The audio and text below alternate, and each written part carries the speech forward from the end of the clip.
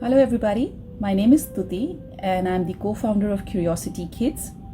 I feel extremely empowered as a woman for a few reasons. And A, I'm a mom, and I feel extremely proud of being a mom. B, I run a business that encourages children to explore science in a hands-on experiential way. And most of our staff, if not all, across countries are women themselves, particularly moms. And I really find it very exciting, and I feel very happy to support these women in their professional journey as they look after their families while continue to work. So my best wishes to all the women out there. Thanks a lot. Hi everyone, my name is Sahana Naresh. I'm a singer-songwriter and Hindustani classical vocalist. And I'd like to share a little story of mine about a time where I felt empowered as a new mother. As all moms know, being a mom is not easy. And as a new mom, there were a lot of challenges I had. I was obviously sleep deprived. There was physical exhaustion. I didn't have a lot of help, and I didn't really know how to be a new mom. And so I was extremely hard on myself. But a friend of mine recommended that I join a mom support group. So I found one in the area where I was living, and I can say that that was the most empowering and beautiful experience I have had. It is a group of 10 new mothers. We got together once a week for 6 weeks to just talk about our experiences, our ups and downs, what we enjoyed, what was tiring us, how we were coping with advice and judgment from the family and the rest of the world. And I felt so empowered because I was surrounded by these lovely moms who were going through similar experiences and who are not judging me for my doubts and fears and my anxiety. It helped me appreciate motherhood and enjoy motherhood. I stopped being extremely self-critical, and this was such a supportive group. So I would say find that group of sisters, find that group of new moms who can support you because they're going through the same thing you are and will be able to hold your hand through this process together. So I would say that just left me feeling really empowered, and I was able to articulate my emotions. I was able to hear other stories of moms going through similar experiences and how they were coping with these challenges. And it helped me really channel my emotions. And it resulted in me releasing my debut album a year later. And I wrote a song called Milky Hands, inspired and dedicated to my daughter, where I talk about my anxiety as a new mom, but I also talk about the joy and the love that I feel for this wonderful human being that's entered my life. So it's really thanks to my sisterhood of new moms who helped me through this challenging time. So find that group for yourself, find that community of sisters to support you. And if you have some time, please go check out my song Milky Hands. It's about my daughter Tara, and it's about the anxiety and love that I experienced as a new mom. You can find it on Spotify or YouTube. I would love to, under the name Sahana Naresh, I would love to hear your thoughts. I would love to hear your stories. If you find me on Instagram or Facebook or YouTube, please send me a note. I hope you found a little solace from my story. Take care. Bye. Hi everyone, my name is Namrata Sadhwani. I'm a mum to twin 9-year-old boys, editor at Momspresso, India's largest parenting platform, and volunteer at Safety, an NGO that recognizes the need to make women and girls aware and educate them about gender-based violence.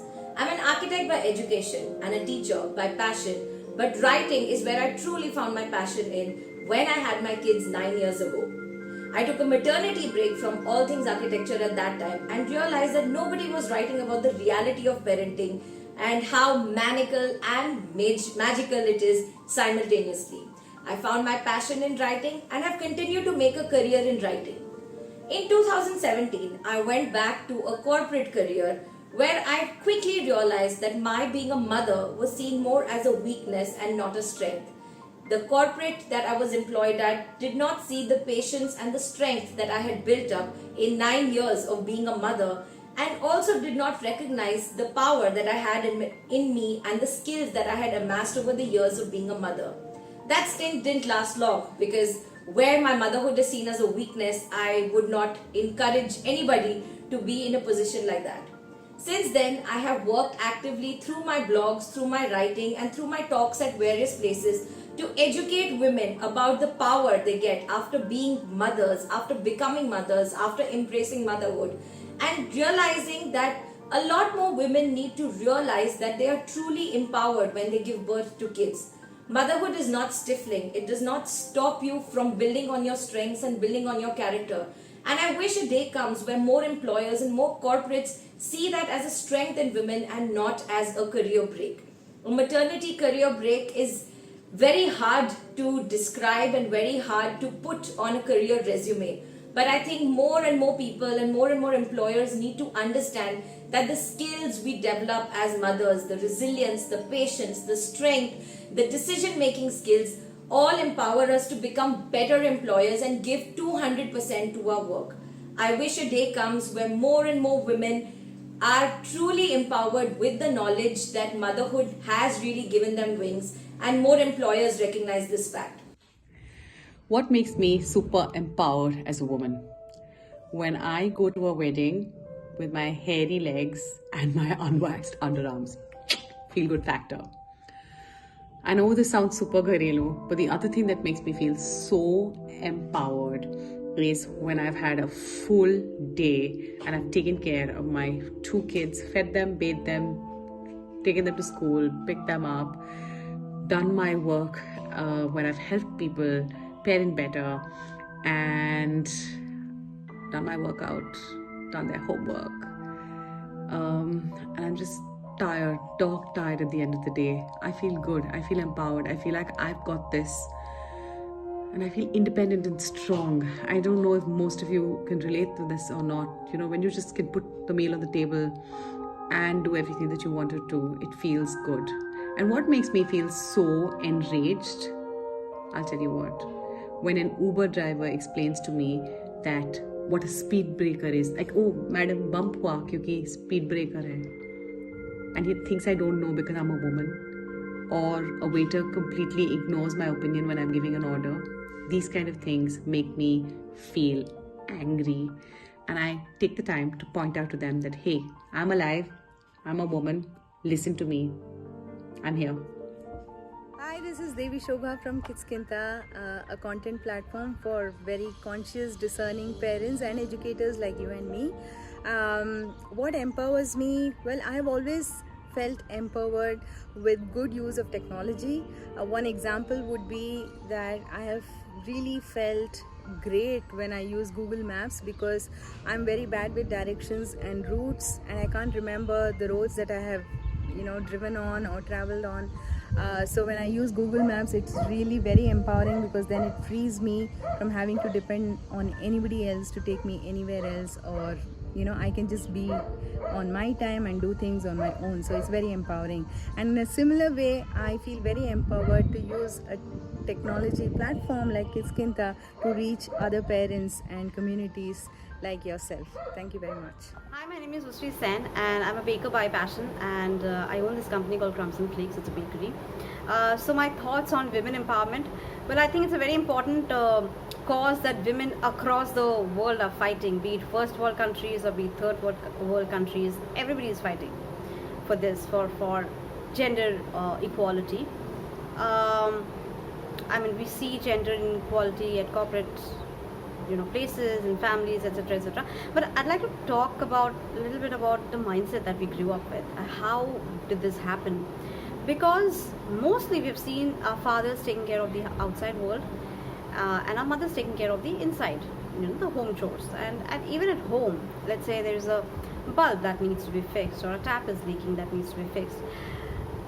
Usually we have seen our fathers doing that. The mom is like, the mothers are like, okay, let's wait for the father, let's wait for the any male member, the father or son, brother, etc., etc. That is subconsciously kind of fed in our minds, and it's so deep rooted, it's kind of etched now. So now, to begin with, we need to be aware of that mindset, and we need to kind of unlearn that. Everybody should be able to do everything, be it laundry, be it fixing a bulb, be it cooking. These are the basic things that you need to do for survival. So everybody should be able to do that. Sure, you can take help from another member of the family, but let's acknowledge that as help, and let's not assume that, oh, it's such so and so's job, it's his job, it's her job. That needs to change. That mindset needs to change. Also, now, when we talk about gender equality, we should also be talking about gender privileges. So while there is a privilege, while there is a reserved seat for a woman in a bus, there should also be such privilege for a man. We can't just be conveniently talking about gender equality and equal opportunities, and not about privileges. So when we make these little changes in our lives, in our minds more specifically, then I think we'll truly be empowered, each of us. And hopefully we'll get there sometime really soon, fingers crossed.